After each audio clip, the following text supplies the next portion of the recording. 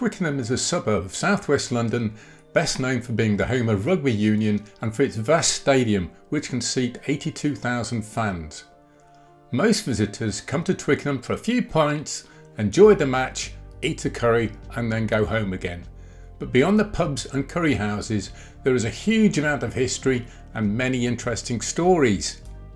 So I'll start with a look at the Embankment, the historic riverfront area that has been the heart of Twickenham since Saxon times. Twickenham appeared on a Saxon charter in 704 and may refer to land between the River Crane and the River Thames.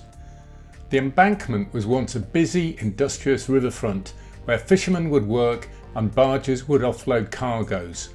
The Thames was a busy highway, bringing cargoes from across southern England to the markets of London. There was also plenty of traffic going the other way, as there was a huge amount of horse manure that was shipped from London to all the market gardens near Twickenham. There are still a few 18th century homes along the waterfront which retain some of the look of the Peter Tillemans painting from 1725. This beautiful panorama can be seen in the Borough collection in the Orleans House Gallery. You can see that there are men called haulers or halers who would pull the barges which could carry up to 200 tons of load. Behind the picturesque houses are the remnants of the old village where watermen and halers once lived in poverty. There was a warren of narrow alleys where houses were densely packed between the river and Church Street, which was the main road to Richmond. Running down to the river from the eastern end of Church Street is Church Lane. The lower end of Church Lane, where it meets the Embankment, floods at every high tide, as can be seen from the tide marks on the walls of St Mary's.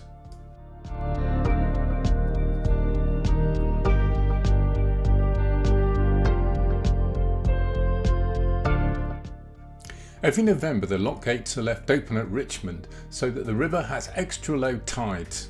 This enables the Environment Agency to carry out work on the riverbanks.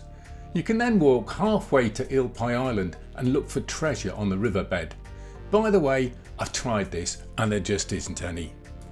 Backing onto Church Lane is the Mary Wallace Theatre, which is the home of local Amdram and a former mission chapel for the poor folk of Twickenham, where they were provided with nutritional and spiritual sustenance. Across the river from the Embankment is Eel Pie Island, one of the many islands or eights on the Thames. The 9-acre island has about 120 inhabitants and 3 boatyards and is connected to Twickenham by an arched bridge. It's been a popular recreation spot for hundreds of years. In 1635 a map shows it had a bowling green, and in the 19th century it had a famous hotel and steamers brought day trippers from London. Eel Pie Island deserves a video of its own, which I will do at some time, but I have to mention its rock and roll heritage. In the 1960s the hotel on the island was a music venue where the Rolling Stones, The Who, the Yardbirds and many other bands performed.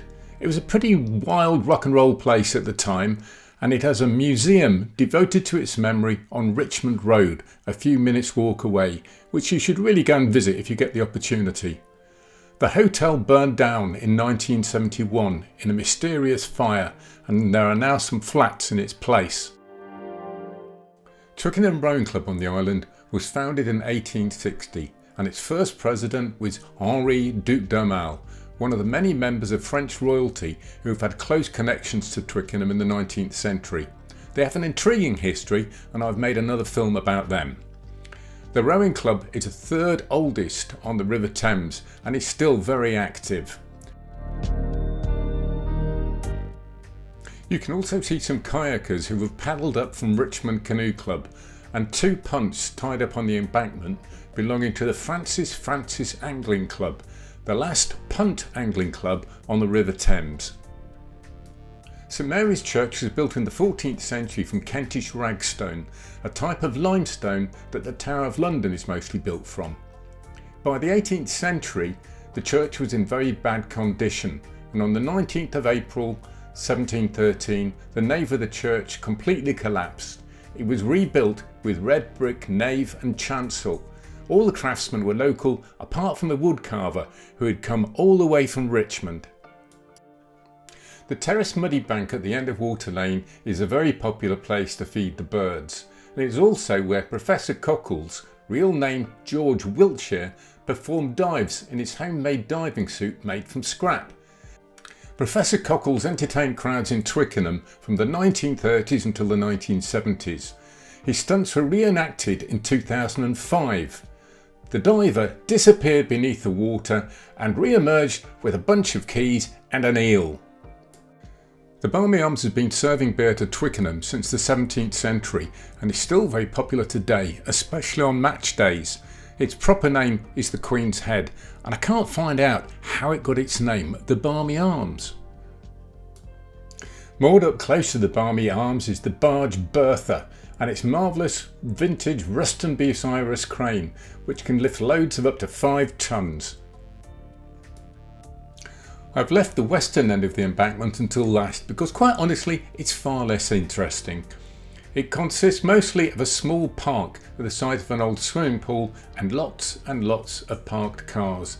But it is part of the embankment, so I should show you what it's like. Twickenham Embankment is a place full of character and things to see. I love it, and I'm sure you will too if you come and visit.